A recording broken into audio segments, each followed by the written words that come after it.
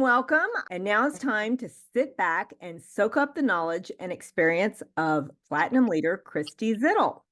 Kristi is a certified body and emotion code practitioner and a fully certified instructor with the Center for Aromatherapy Research and Education. She's also a licensed raindrop specialist through the Pastoral Medical Association. So that's pretty exciting. She eventually wound up combining her knowledge of herbs and plants with her love of educating and serving others in young living. She also transformed her health by losing over 200 pounds, which is pretty amazing and crazy. That's leading by example, right? Such an inspiration. But I'll let her tell you the rest of her story, and I'm going to give that over to her. Thank you so much for joining us, Kristi. Well, it's kind of hard to follow that kind of an introduction, isn't it? Thanks so much, Stacy. Well, I want to jump right in this morning, guys, because this topic of inflammation is something that I have spent a considerable amount of time looking into, mainly because it's something that we all battle with, but also because it hit home with me very, very, very specifically last year.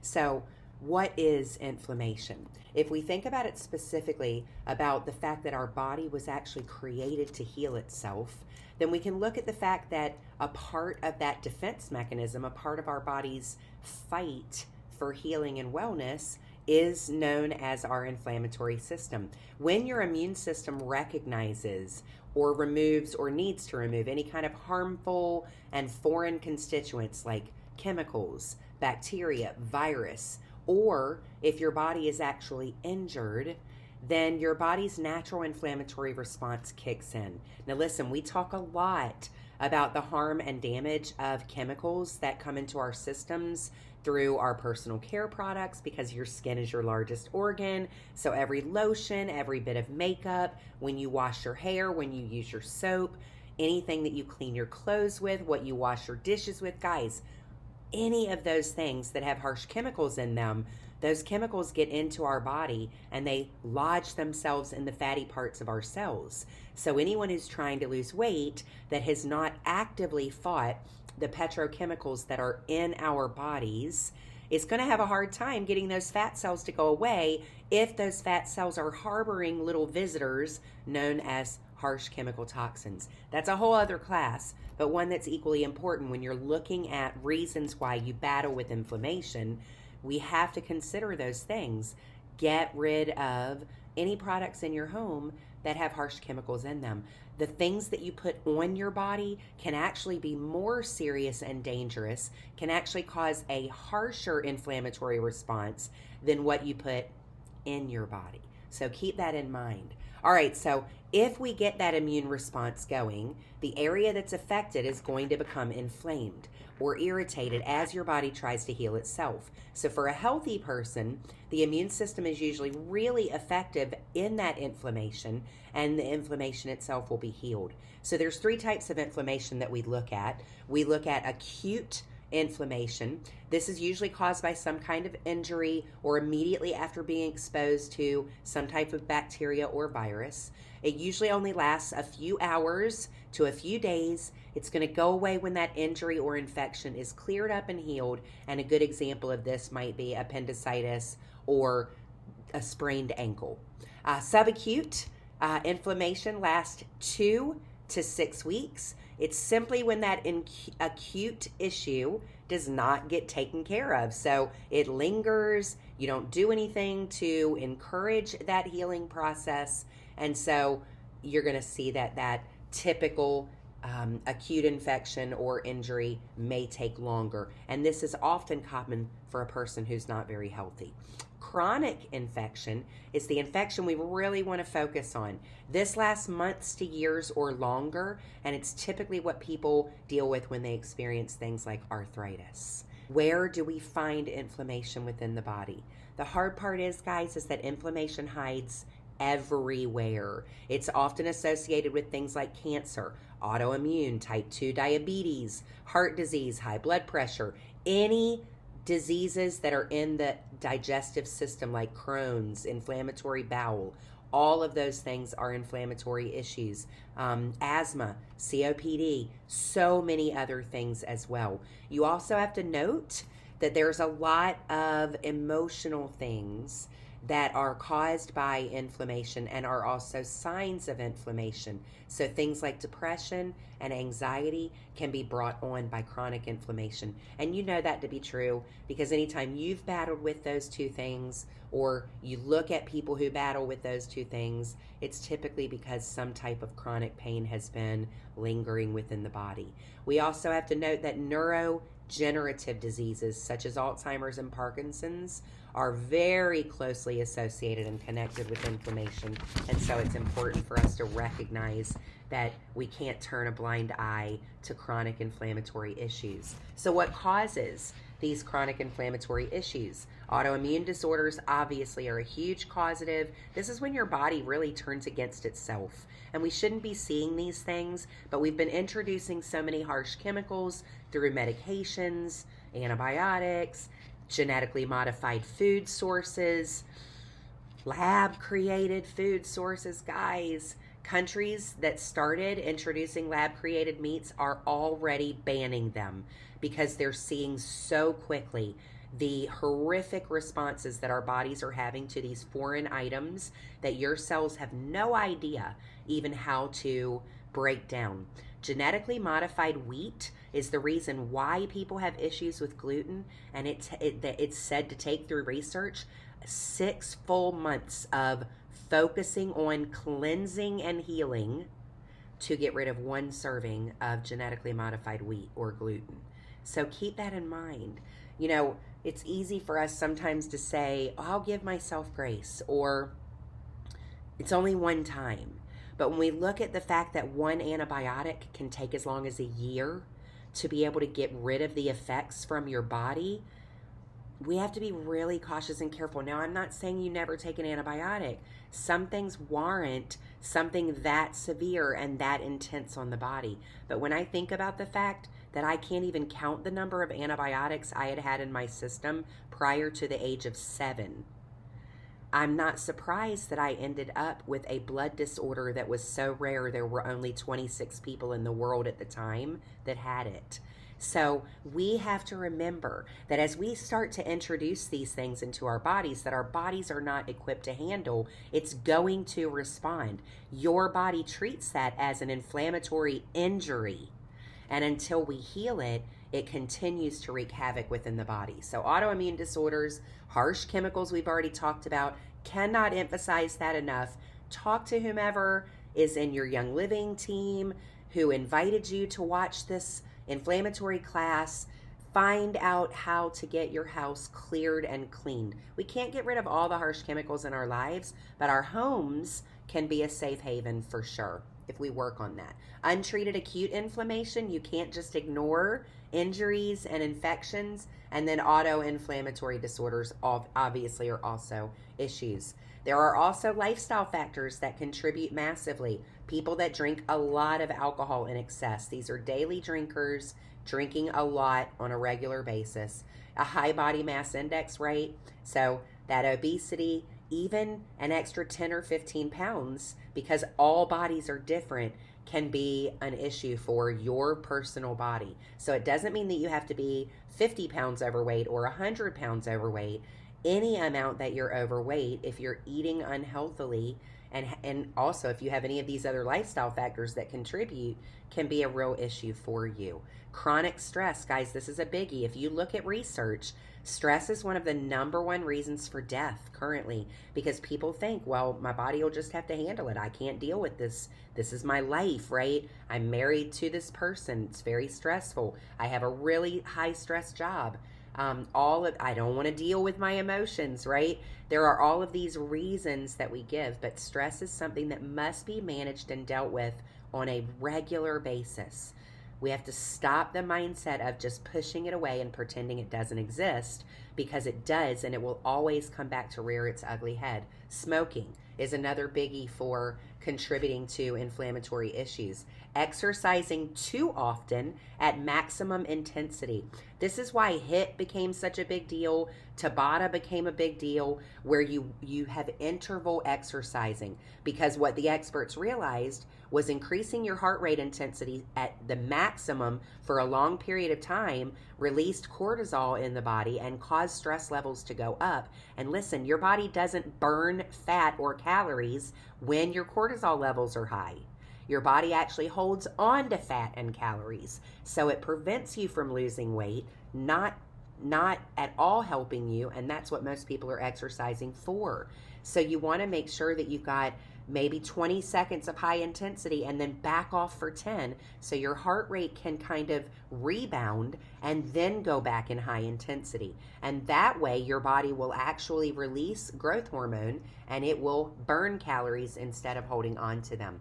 And then finally, the last contributing factor is not exercising enough. I know it seems like you can't win on either side, but that is because we're looking for that balance. We're looking for that middle ground of homeostasis where things work out well. All right, so classic indicators of inflammation are going to be redness, swelling, heat, pain, loss of function if it's an injury, obviously infection, any kinds of signs of you being sick. Those would all be signs of inflammation. The problem is that the silent inflammation is the most deadly. According to Naomi Whittle, who's the wellness warrior, silent inflammation is the mortal enemy of your health. Reduction of this silent inflammation may be the number one thing you can do on the daily to heal yourself and reach maximum wellness. So we've talked about all the obvious signs of inflammation, but let's talk a few minutes about the silent signs of inflammation. The very first one, memory issues. Folks, I'm over 50. I'm going to be 54 this year. And I hear my friends often say, well, I'm getting older. We use that as an excuse. And although there are times when, yes, maybe there's just that quick moment of forgetfulness, that is not a normal indicator of age. Brain inflammation adversely affects memory formation and recall. Scattered thoughts, trouble focusing are not normal parts of aging, but actually huge indicators of silent inflammation in the brain. We don't want this, guys. We don't need to be forgetful and not able to recall or remember things. We have to make sure that we're doing everything in our power to decrease inflammation, right? That's the answer. All right, imbalances in your cholesterol. Research shows increased inflammation triggers an elevation in cholesterol. The reason for this is because your body, in its effort to protect blood vessel walls and arteries from the damage, releases cholesterol. So you can compare prior healthy levels of your cholesterol to your current levels when you feel that there may be inflammatory issues. Because listen, I'm going to be honest. When we look at the current parameters that our medical community gives for what is normal in a lot of areas, they continue to increase the parameters, making more and more people seem unhealthy. Now, I'm not saying that more and more people aren't unhealthy. What I'm saying is, if more people are unhealthy, they get more people on drugs. And we all know we have to follow the money when it comes to big pharma and modern medicine. I'm not saying they're all bad. I'm simply saying that the parameters keep changing. When I first started my midwifery career, looking at hemoglobin and hematocrit levels are important when we're trying to prevent any kind of extra issues for postpartum, bleeding being one of those issues. So with that in mind, typically a mom whose hemoglobin and hematocrit levels are lower in pregnancy have a greater risk of free bleeding, not clotting as well or as quickly as those who have higher levels of hemoglobin and hematocrit. So when I first got started, the normal level, safe normal level in pregnancy for hemoglobin was 10.5. When I finished at the 21-year mark and retired, the normal level for hemoglobin at the end of pregnancy was between 11.8 and 12.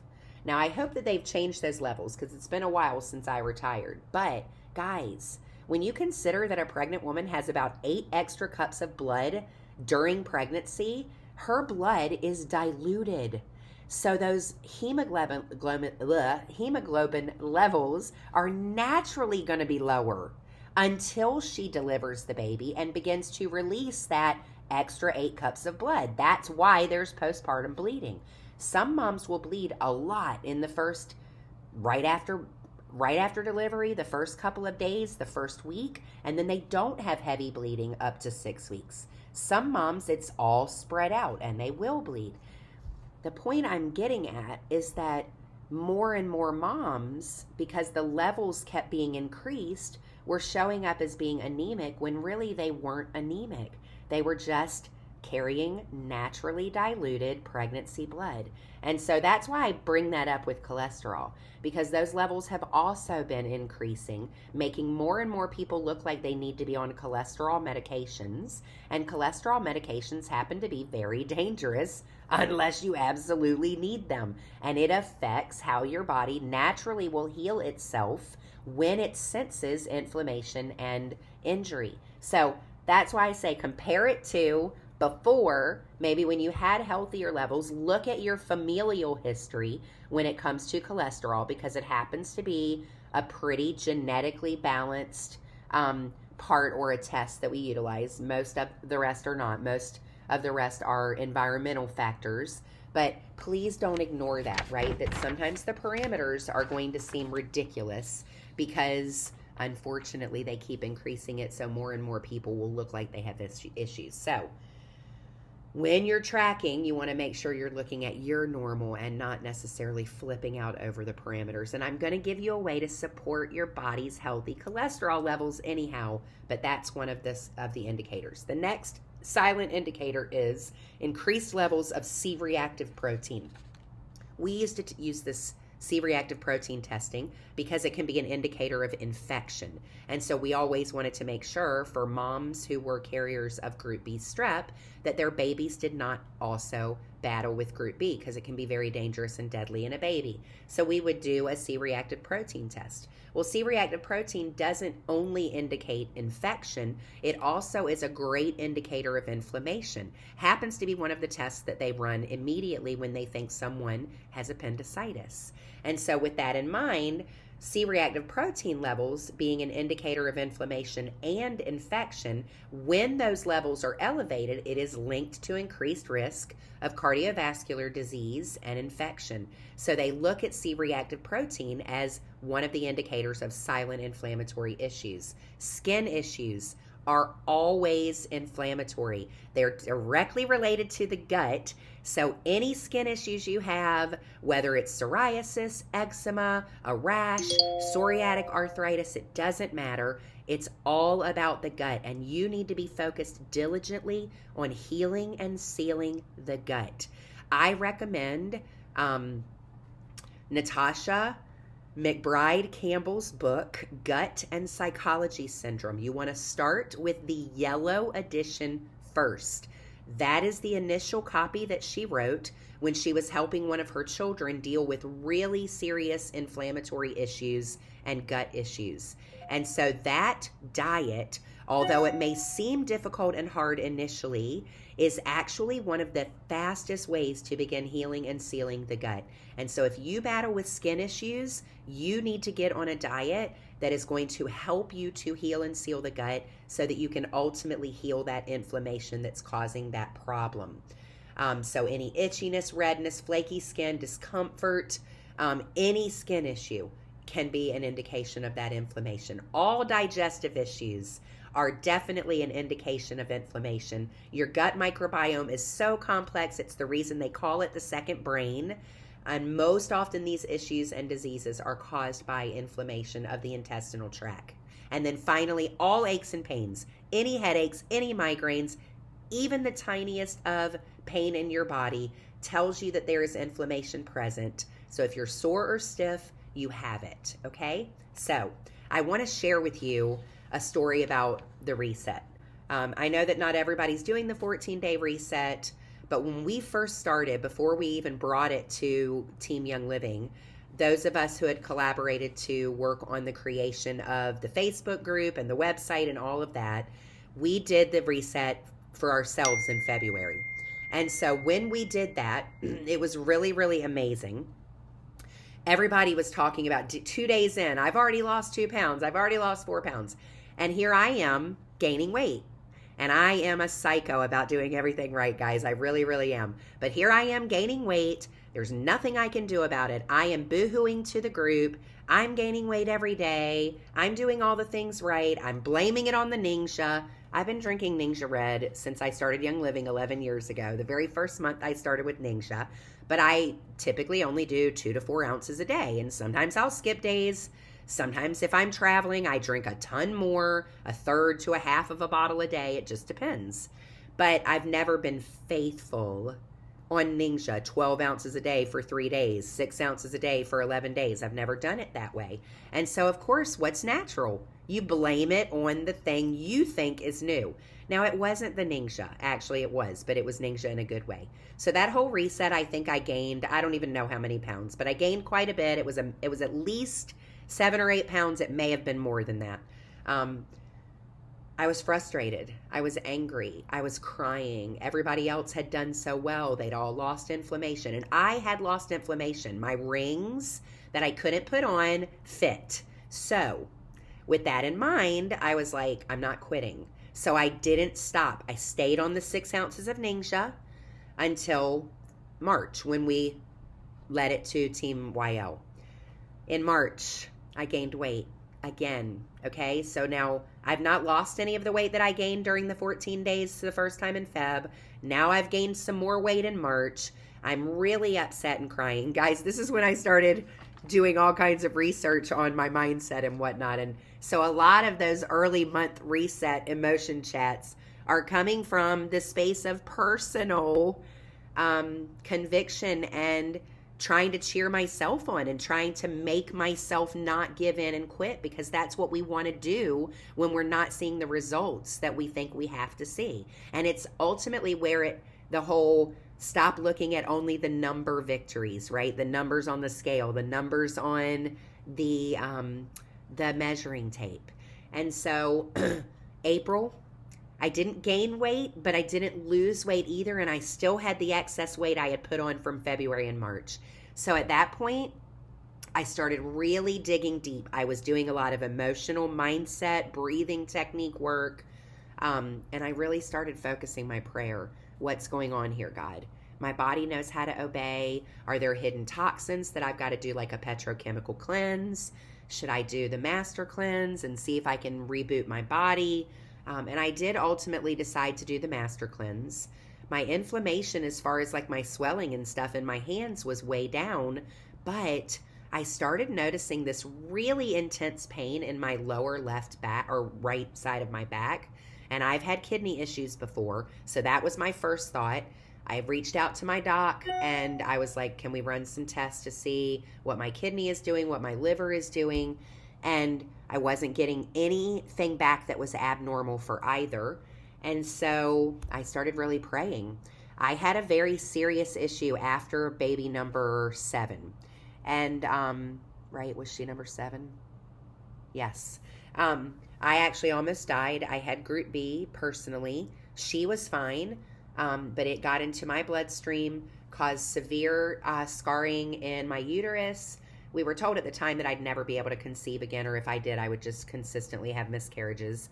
I had inflammation and scar tissue around my heart, the lining of my heart. There was all kinds of craziness. They never diagnosed or told me if I had scar tissue on the outside of the uterus, only on the inside of the uterus. So we did have a couple of miscarriages after that baby.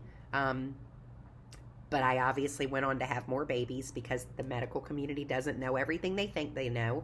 And I was working on healing my body through healthy foods and through supplements. This was unfortunately before Young Living. But with that in mind, there was a lot of scarring.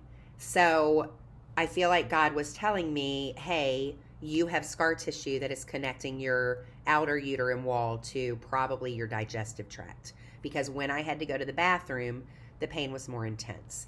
And so with that knowledge, we started looking for natural ways to deal with this inflammatory issue, this adenomyosis, which I'm not accepting that diagnosis because I'm convinced that it's healed. But with that in mind, it was the resets and it was getting rid of the other inflammatory issues to take the spotlight off of them and put it on what was my body was just trying to hide and cover. Listen, we have all kinds of things that go on. We hear about this a lot where somebody goes in for one issue and it's what identifies a more serious issue. And so that's what happened. I'm so thankful I didn't quit the reset because it was that intense amount of Ningxia Red that allowed my body to put the spotlight where it belonged. And we were able to then focus our supplements. I was able to really start focusing on the supplements that would get rid of inflammation, that would help my body fight the scar tissue.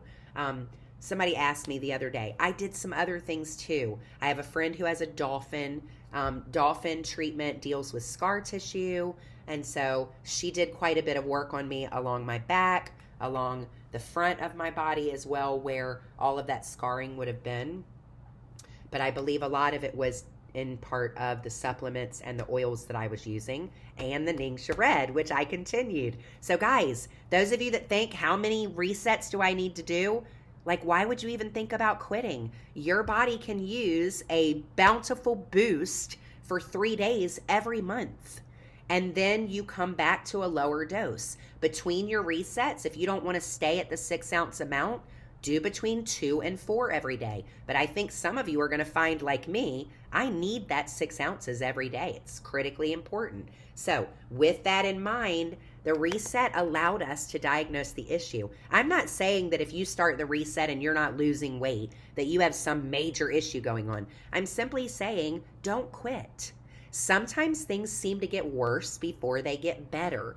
If you battle and you think the Ningxia is making things get too crazy too fast, talk to one of us, the admins, and we'll give you some suggestions on how to move into it a little more slowly. Remember that a lot of us have been doing Ningxia for almost 11 years or for a really long time. And so sometimes when you put that much nutrient dense liquid into your system, if your body's not ready for it, it may be an overwhelm. And so we can slowly work you into the process until you get to the point where you can do the reset with the 3 bolus days and then back off a little bit. I think you'll find that it's going to be a really big helper. And I'm always available if you have questions, right? All right, so what are we going to do? Now that we've got all the information and we know what we don't want in our bodies, that nasty inflammation, what are we going to do? The first thing we're going to do is we're going to maintain a healthy weight. Now, again, just like other parameters have been increased, those BMI numbers are stupid, okay? You might not be able to fit into that window based on your height, okay? So you're going to know, if you're listening to your body, what feels healthy and what doesn't feel healthy. For me, my healthy weight is about 20 to 25 pounds above the highest number for my height. My height is 5'7", 5'7.5". And so I'm supposed to be somewhere between like 120, depending on the chart, 125-ish, I think, to 147. But I really feel good at 165 to 170. And the people that are in my life that are helping me to stay healthy feel really good about that being my number. So, and I'm not necessarily focusing just on a number, guys. You know if you feel good. You know if there's something going on, if you are really listening. And the better you eat for longer, the more water you drink for longer, the more you move for longer, the better your mindset is for longer, the more you're going to be able to read what your body is telling you, okay? So maintaining that healthy weight might not be exactly the numbers that the medical community gives you. It's what makes you feel healthy and well. You need to quit smoking if you're a smoker, okay? It's bad for you. Drop that habit, all right? And we've got some great oils you could use. Thieves, Purification, Black Pepper, Ocotea, Hyssop is known to ward away evil. That's addictions, right? So we've got great oils that you can utilize, help to retrain your brain for what's healthy for you and what's not healthy for you, right? Did you know you can train your brain by smell? You can. When you smell a certain smell, it causes an aversion to something. So smell that cigarette smoke, put the black pepper beside it, and just tell yourself, this is so bad for me. This is horrible for me. This is killing me. This is keeping me from my family. This is keeping me from ultimate health and wellness. Smell that black pepper again. This is life-giving. This is healthy. This is what I want. So when you smell that black pepper, you don't want that cigarette, right? Because that reminds you that cigarette is bad. Okay? So train your brain to get away from those yucky smells. Move your body. Get your body moving, right? Healthy weight. Eliminating yucky stuff in your diet or your habits, okay? Move your body. Get your body moving a minimum of 30 minutes each day. Make sure your heart gets pumping, but don't exercise too intensely for the entire time. Interval training. And in the 14-day reset, we've got great workouts for you that give you that. Limit your alcohol, right? We're not saying you can't drink alcohol, but we're telling you to limit it. You don't want to be drinking it too much. Manage your stress. This is huge. Get on a breathing program. Maybe it's saying encouragements, daily mantras, listening to the Calm app. There's so many things you can do to manage your stress. Find what makes you happy. Putting your feet in the grass, taking a walk, whatever it is, turning on music and dancing. Find a way to minimize your stress. You can do it anywhere at any time. It's why I love breathing, right? Because doing that 4 square breathing, right? Take a breath in to the count of 4, hold it for a count of 4, blow it out for a count of 4, hold nothing for a count of 4. You do that 10 times while you're smelling a calming oil, and it will make all the difference in the world. This is basically the 14-day reset, people, right? If you're not in the reset, listen, it's not just about losing weight. It's about being with community that's helping you to move towards a health and wellness lifestyle 100% of the time. All right, let me tell you about an amazing supplement called turmeric. Turmeric, spelled Turmeric, is a powerhouse, and daily doses of turmeric can lower that C-reactive protein level an amazing 32%. C-reactive protein, if you remember, is the indicator of inflammation and infection. So if turmeric taken daily can lower that C-reactive protein by 32%, not one of us should be skipping out on turmeric. You should be taking turmeric in some source every single day of your life. It's also known to decrease cholesterol levels naturally. Now, what does that mean? Listen, if your body has released cholesterol for a reason to coat the arteries and vessel walls to protect them from damage due to inflammation, you don't want to shut down cholesterol production. This is what medications do. They block pathways of communication so that when your body tries to do its natural defense, these medications prevent the body from doing its natural defense. They block communication lines, or they prevent the body from releasing the cholesterol in efforts of protecting from cholesterol buildup. But if you need the cholesterol to protect the vessel walls, it's counterproductive, and your body is going to fight against that mechanism. Turmeric decreases cholesterol levels naturally. It recognizes if the body needs the extra cholesterol, and it would allow it to produce it, but it's going to prevent an overproductive body that might be acting incorrectly, which happens, we know, because of the harsh things that we do to our bodies currently. So using something natural is going to bring balance. It's going to recognize if the body needs the cholesterol, let it have it.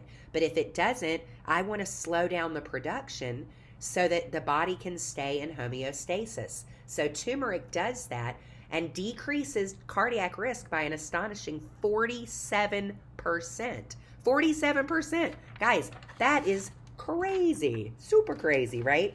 All right, what else? It's also associated with up to 25% reduction in digestive inflammation due to its huge anti inflammatory response. Curcumin, Curcumin, curcumin, is the main active ingredient in turmeric. And it is known, okay, just this main active ingredient is known to promote the production of brain derived neurotrophic factor. That's known as BDNF. And this is a growth hormone that is responsible for youthful brain function. Listen, using turmeric daily actually releases that BDNF. So that amazing growth hormone is going to help you with recall and memory. All right. It also is going to improve short-term memory. It may inhibit growth of debris formation, which leads to cognitive decline, cognitive memory decline. And it has the ability to cross the blood-brain barrier, which is very important. That blood-brain barrier is there to protect your brain from harmful chemicals and additives. Turmeric and curcumin has the ability to cross that because it's healing and God made it. And it's also great for joints because it relieves pain since it's a huge anti-inflammatory. What Young Living products have turmeric in it? Guys, we've already got 4 products that naturally have turmeric in that. And I know how smart Young Living is. We're probably going to continue to see turmeric and its amazing active ingredient, curcumin, in a lot more products coming because they know the benefits of the anti-inflammatory process. Golden turmeric tea is incredible. I like to drink this hot before I go to bed.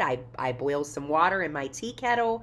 I put my scoop of the golden turmeric in there, stir it up, let it dissolve, and then I add in 6 to 8 dropperfuls of mineral essence. Your body needs minerals to perform every action, including blinking your eyes, moving your mouth, moving your tongue, all of it. And mineral essence is not the most palatable for a lot of people, but when you add it to the turmeric tea, to me, it makes the turmeric tea not quite as sweet, which is good, and it gives an amazing cinnamon flavor. And guys, what better than to get your minerals right before you go to sleep because your body heals at rest.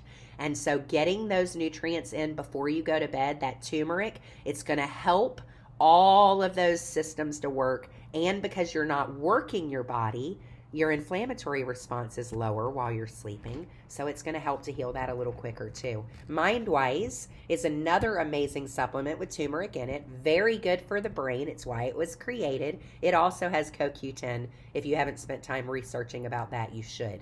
Master Formula is our amazing supplement that you should be taking daily.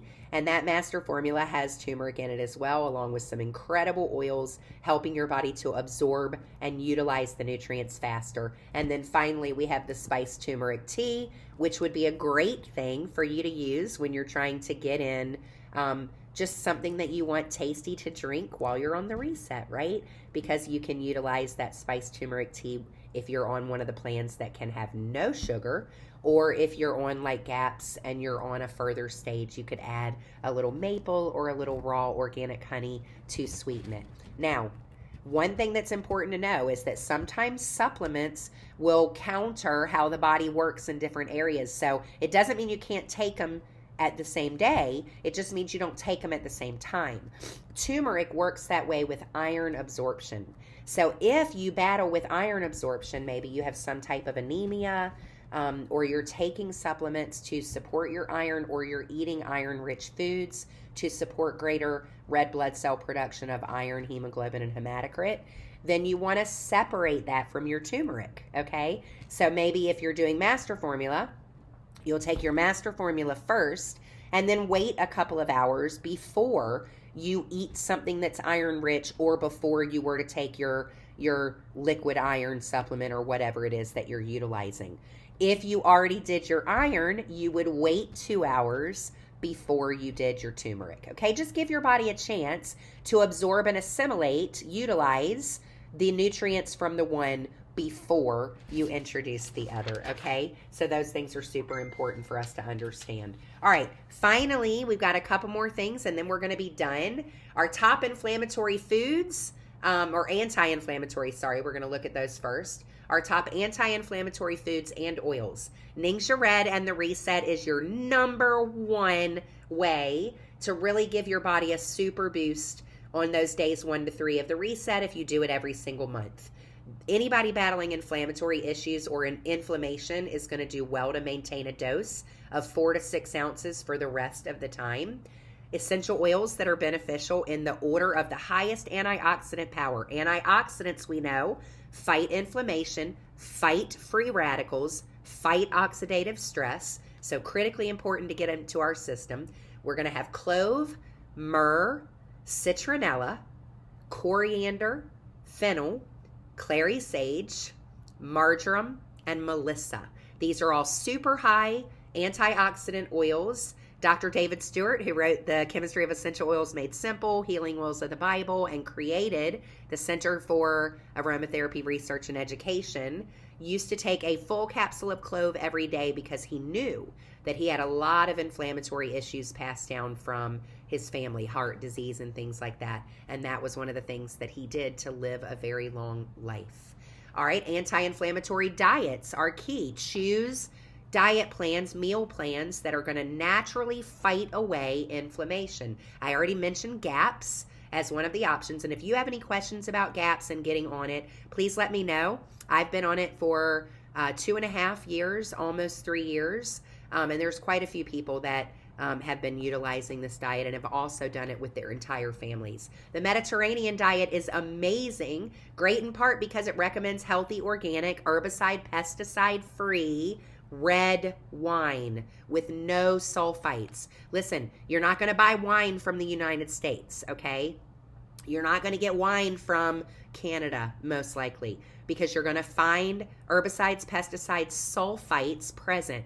Now, if you're sure to get a purely organic wine and you can get some knowledge to know that there's no sulfites present there, then that would be okay. But I try to stick with your Mediterranean areas, right? You're going to look in Europe, Mediterranean areas, Italy, France. I also would recommend even a lot of your South Americans like Argentina. You'll find some really good quality red wine. The reason why red wine is beneficial if you don't have the junk in it is resveratrol.